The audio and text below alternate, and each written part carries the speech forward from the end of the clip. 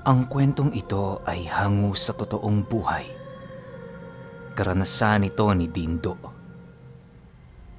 Taong 1987, Balatan, Camarines Sur.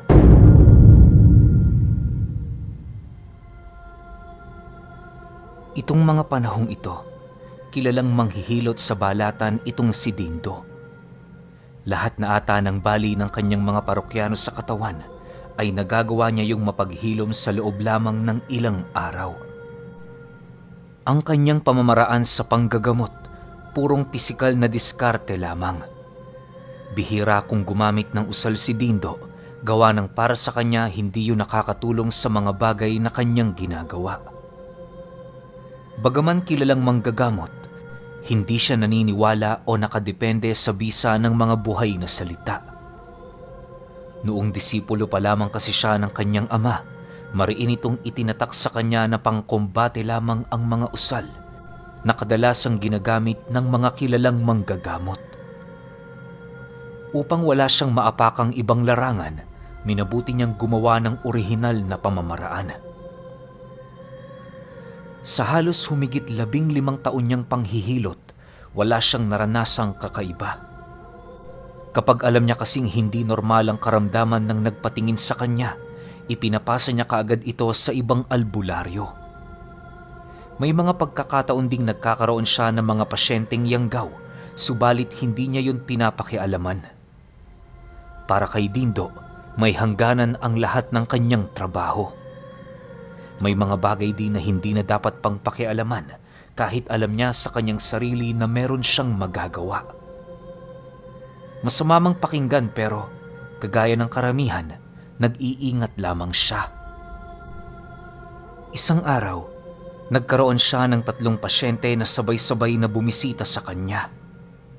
2 sa mga ito ay merong bali sa balikat, habang ang isa naman merong iniindang karamdamang hindi niya magawang malaman sa unang tingin. Dahil sa alam niyang mas madaling gamutin ng 2 may bali, minabuti niyang paghintayin ang 3 niyang pasyente. Inabot din ng 3 oras mahigit para magamot ang 2 hanggang sa dumating ang puntong natapat na siya sa 3. "Manong, ano hong iniinda ninyo?" Kalmadong tanong ni Dindo habang pinupunasan ang kanyang kamay na punong-puno ng langis. Nang marinig ito ng lalaki, tumingin lang naman ito sa kanya habang nananatiling walang imik. Maya-maya pa, laking gulat na lamang niya nang biglang umiling ang taong yon sabay buka ng kanyang bunganga. Pagsilay niya sa dila nito, doon niya napagtantong wala yung kakayahang makapagsalita. Dahil sa kanyang nalaman, gumamit siya ng senyas para naman kahit papaano magawa niyang malaman ang sanhi ng karamdaman nito. Naging palaisipan para kay Dindo ang iniinda ng taong yon, lalo pat hindi siya gaanong marunong makipag-usap sa pipi. Kinahapunan nang hindi niya malaman ang iniinda nitong karamdaman, minabuti niyang samahan yon sa isang albularyo. Bagaman hindi niya yun madalas na ginagawa, wala siyang pagpipilian lalo pat hindi niya alam kung paano yun turuan ng direksyon. "Ay nako, napakaswerte naman ng araw ko, oo. Kung kailan iniiwasan ko si Tatay Gracio, ngayon pa ako nagkaroon ng pasyenteng ganito." Wika ni Dindo habang sinisenya ng pipi ukol sa kanilang pag-alis. Sa pagbagtas nila ng daan, nanatili naman siyang tahimik. Medyo binilis-bilisan na nila noon ang paglalakad sa pagbabaka sakaling wala doon ang matanda pagdating nila. Masyadong makulit kasi sa kanya ang albularyong yon, gawa ng siya palagi ang hinihinga nito ng langis na ginagamit nito sa panggagamot. Hindi man sa pagmamayabang pero pagdating sa sangkap ng mga pampagaling na langis, merong itinatagong talento itong si Dindo. Naging hanap buhay niya rin ito sa kadahilan ng marami na din ang kanyang parokyano na bumibili ng langis sa mataas na presyo. Pagdating nila sa bahay ng matanda, Bumungad ito sa kanilang abalang-abala sa paghahabi ng dingding na gawa sa kawayan. Nang masipat nila ito, agad naman sila nitong sinenyasan na lumapit. Paglapit nila sa harapan ng albularyo, bungad na wika nito sa kanila. "O Dindo, napabisita ka. Yung hinihingi kong langis, dala mo ba?" Nang marinig ni Dindo ang sinabi ng matanda, dali-dali naman niyang dinukot sa bayong ang dala niyang langis. "Eto ho, Tay Gracio. Pasensya na kayo, medyo natagalan. Alam niyo naman, marami din akong ginagawa." "Nga pala, Tay, meron ka ditong pasyente. Pipi siya, kaya bahala ka na kung paano mo siya kakausapin. Hindi ko kasi siya magamot. Wala naman akong nakikitang bali sa kanyang katawan na dapat hilutin." Sagot naman niya sa matanda. Matapos niyang makapagsalita, agad naman itong itinigil ang kanyang ginagawa. Paghawak nito sa noo ng pipi, bigla naman yung napatingin sa kanya ng seryoso habang nagwiwika ng, "Taga saan ba ito, Dindo? Paano ito nakapunta sa lugar mo? Hindi ba't sinabihan na kita? Huwag kang tumanggap ng mga taong hindi mo kilala. Anong malay natin? Baka hindi lang sakit ang dala nito." Nang marinig ito ni Dindo, mariin niyang inilahad na kasama yon ng mga taong unang nagpagamot sa kanya. Subalit nang maisip niyang agad namang umalis ang mga ito matapos niya yung nagamot, doon niya dahan-dahang napagtanto na maaaring hindi kilala ng mga taong yon ang piping tutulungan sana niya. Ilang ulit niya pa itong inisip pero yun talaga ang nag-iisang kasagutang may basihan. Habang nag-iisip ng malalim si Dindo, lumapit sa kanya ang albularyo na para bang meron itong importanteng sasabihin. Pagkatitigan nilang dalawa, walang pag-aalangang inilahad ng matanda ang tungkol sa nararamdaman niyang kakaiba sa pipe. Ayon sa albularyo, hindi niya sigurado pero pakiramdam niya merong isang malakas na bertud sa kalooban nito. Kung hindi siya nagkakamali, bertud yun ang kaliwa na kadalasang hinahanap ng mga nilalang na naghahangad ng mas malakas pang abilidad. Papaano ito nagawang maramdaman ng matanda? Yon ay dahil sa pag-iba ng simoy ng hangin sa loob ng bahay nito. Naniniwala kasi ang matandang yon na sa dinami-dami ng kanyang pangontrang nakabaon, malalakas na mutya lamang ng kabilang panig ang magagawa ditong makalusot. Ilang taon din siyang nanahimik sa lugar nang walang kahit na anong nararamdamang kakaiba. Dagdag pa nito na hindi niya maiwasang mabahala sapagkat may mga kakilala siyang aswang na malapit lang sa lugar. Kahit kakilala niya ang mga ito, hindi pa rin siya nagiging kampante lalo pat kapangyarihan na ang pinag-uusapan. Kahit sino naman sigurong demonyo, handang talikuran ng kanilang mga kaibigan alang-alang sa mga pagkakataong minsan lang dumaan.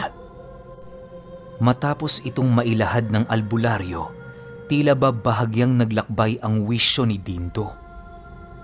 Sa loob kasi ng 2 taon, yun pa lamang ang unang beses na makarinig siya ng istorya na merong kinalaman sa mga nilalang na nasa kabilang panig.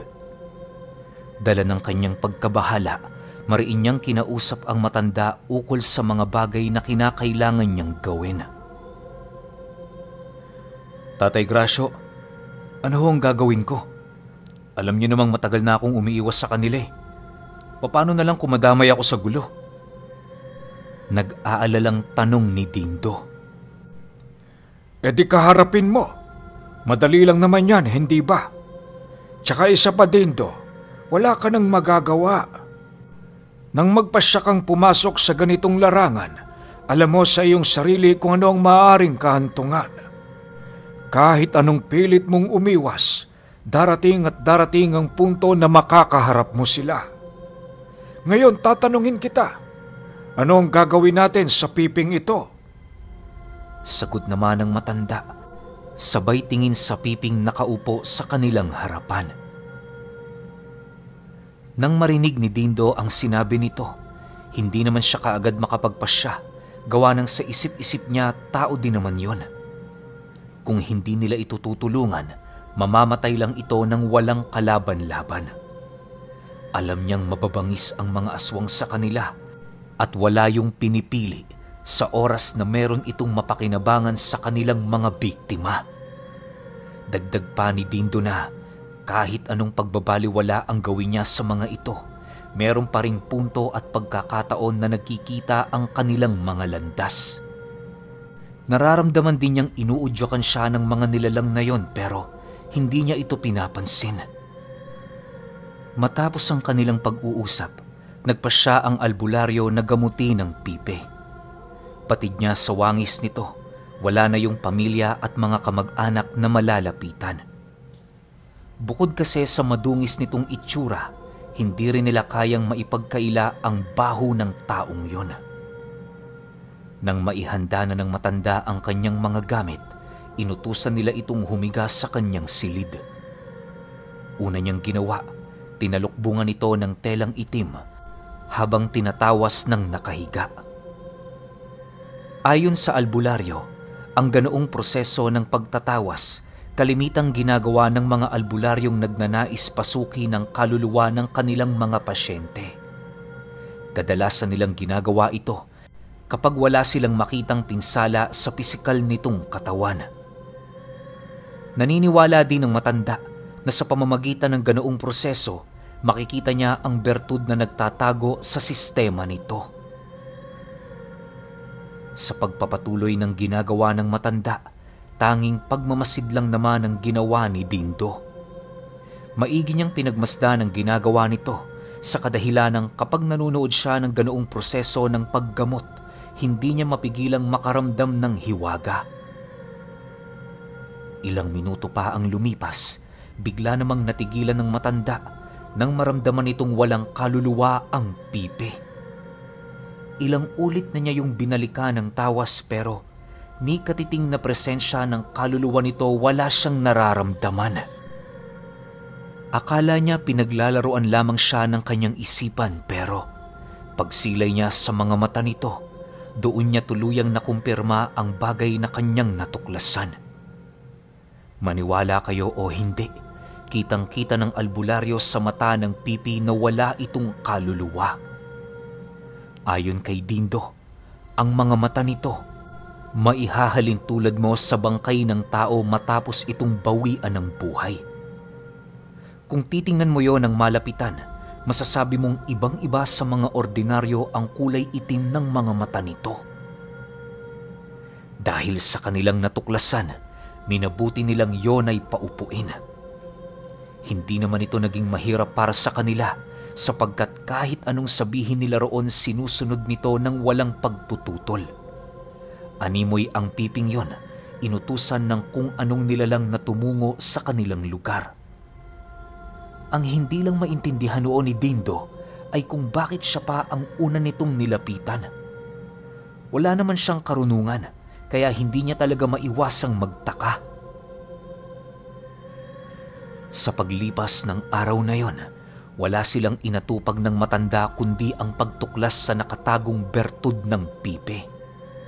Kung ano-ano na ang kanilang ginawa noon, kaya na may hindi nila namalayan ang nalalapit na panganib sa kanilang lugar. Akala nila yung bertud lang ang kanilang problema, subalit lingid sa kanilang kaalaman, merong isang angka ng mga aswang ang dahan-dahan ang lumalapit sa kanilang baryo. May mga nararamdaman na din sila noong pagpaparamdam ng mga aswang, araw man o gabi. Subalit naging kampante ang matanda sapagkat mataas ang tiwala nito sa kanyang mga pangontra. Isang linggo pa ang lumipas, wala pa rin silang ideya sa kung ano ang tinatangang bertud ng Pipe. Nais man nilang humingi ng tulong sa ibang manggagamot ay hindi nila yon ginawa sapagkat naniniwala si Tandang Grasyo na pag-aagawa ng bertud na kanilang makukuha sa katawan nito.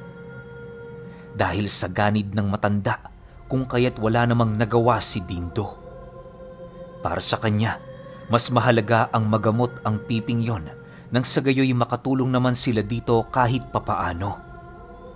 Ngunit lingid sa kanyang kaalaman, hindi pakay ng matandang yon na pagalingin ng pipi.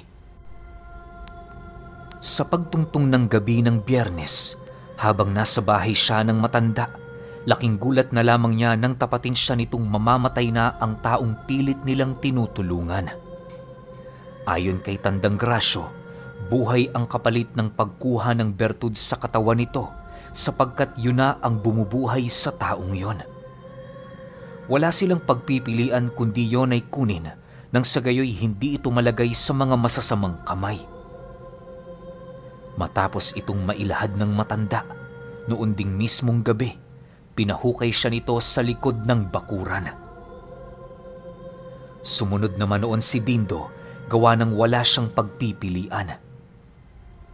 Kahit kasi matanda na ito, meron pa rin yung tinatagong lakas kahit papaano.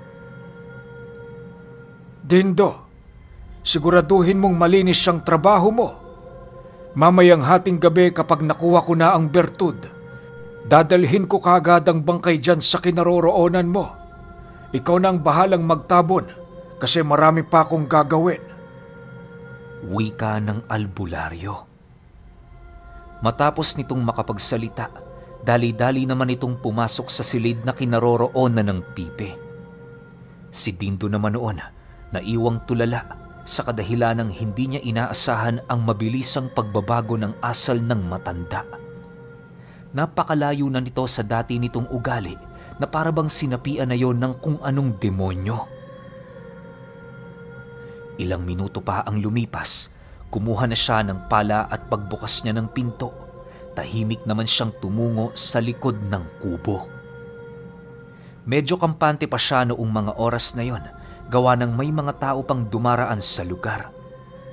Abalang-abala kasi ang mga tao sa baryo sapagkat araw ng gapasa ng palay.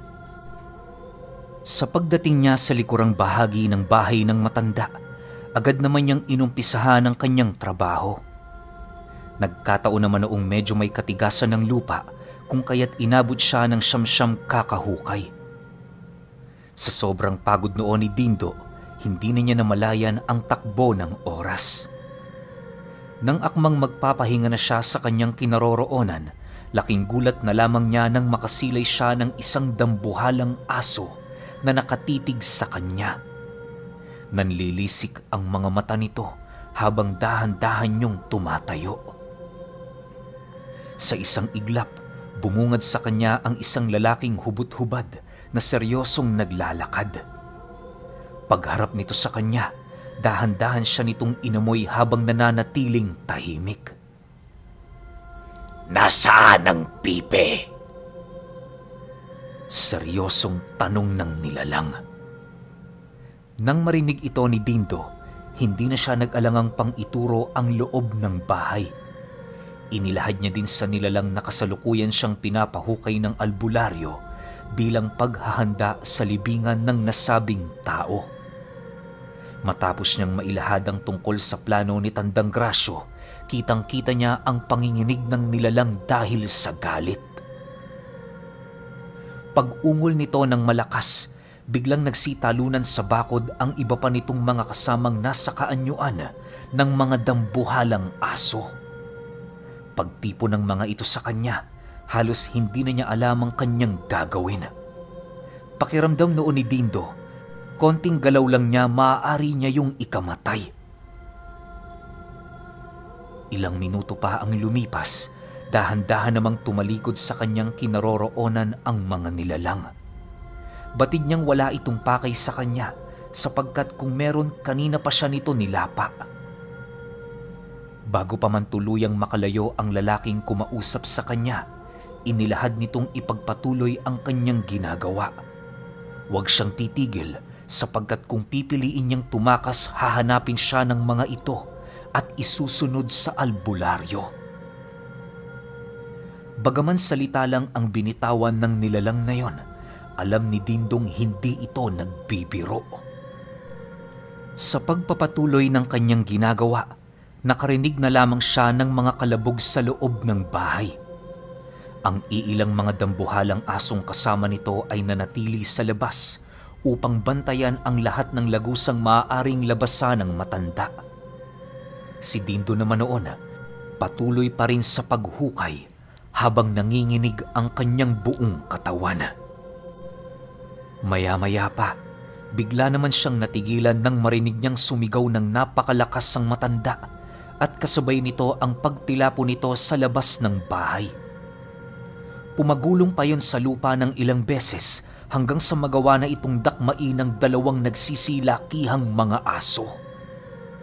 Habang nakabaon sa dibdib nito ang mga matatalas na pangil ng nilalang, kitang-kita niya si Tandang Grasyo na pilit iniaabot ang mga kamay nito sa kanya habang mangiyak-ngiyak na humihingi ng tulong. Kahit nais man niya yung tulungan, aminado siyang wala siyang magagawa. Sa paglayo ng mga asong yon sa kanyang kinaroroonan, bigla namang pinagpiestahan ng matanda ng iilan pang mga dambuhalang aso na umaaligid sa buong paligid. Ang iilan sa mga ito ay pilit pang nagtatalo sa piraso ng karning nakuha nila sa katawan ng matandang albularyo.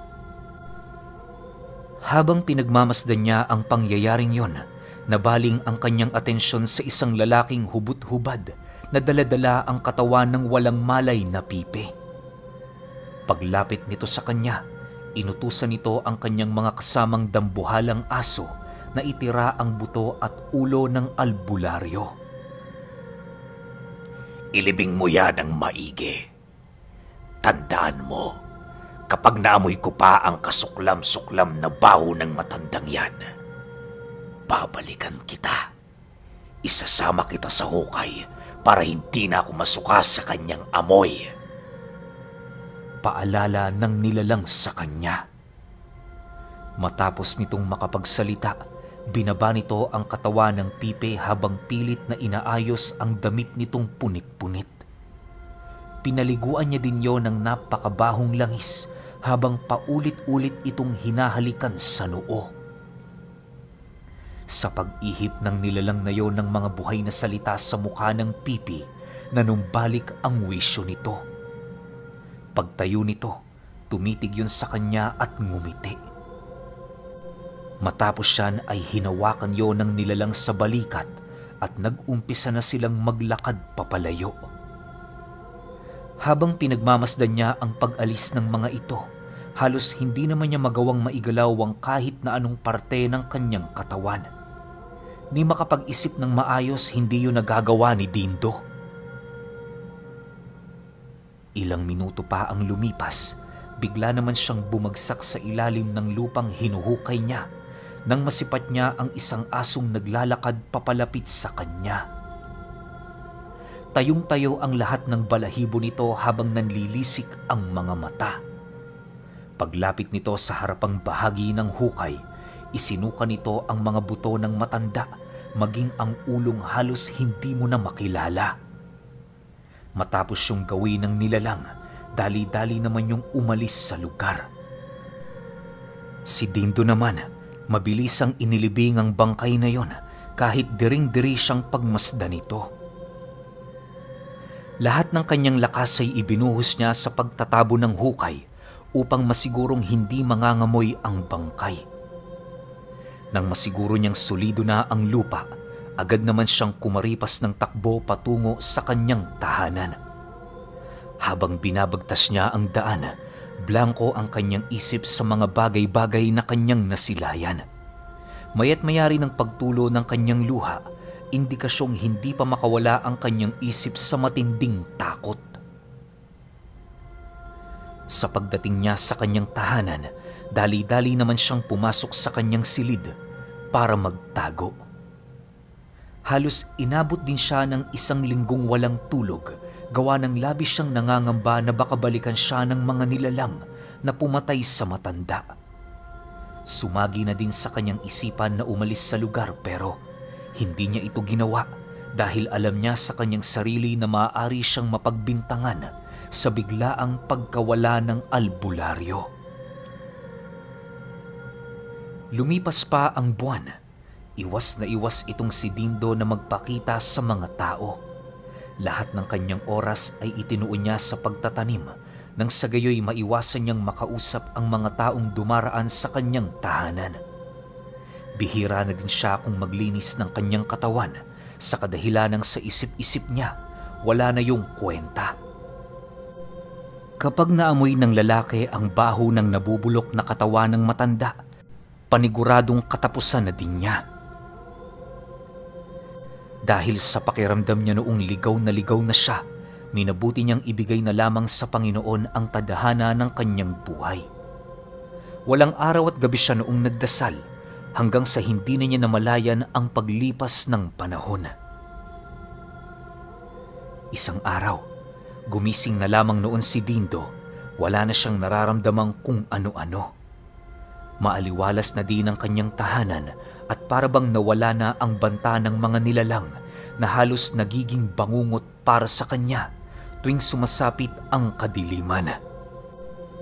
Pero alam niyo ba na kahit matanda at may asawa na itong si Dindo, hinding-hindi niya pa rin makakalimutan noong minsang nasaksihan niya ang kaganapan sa pipe na nadampian ng halik ng aswang.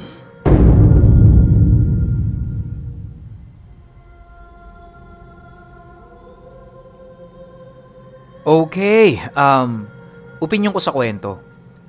Sorry sa akin lang to. Parang hindi ko napansin o hindi ko namalaya na kinuha ng mga aswang yung pipe, di ba?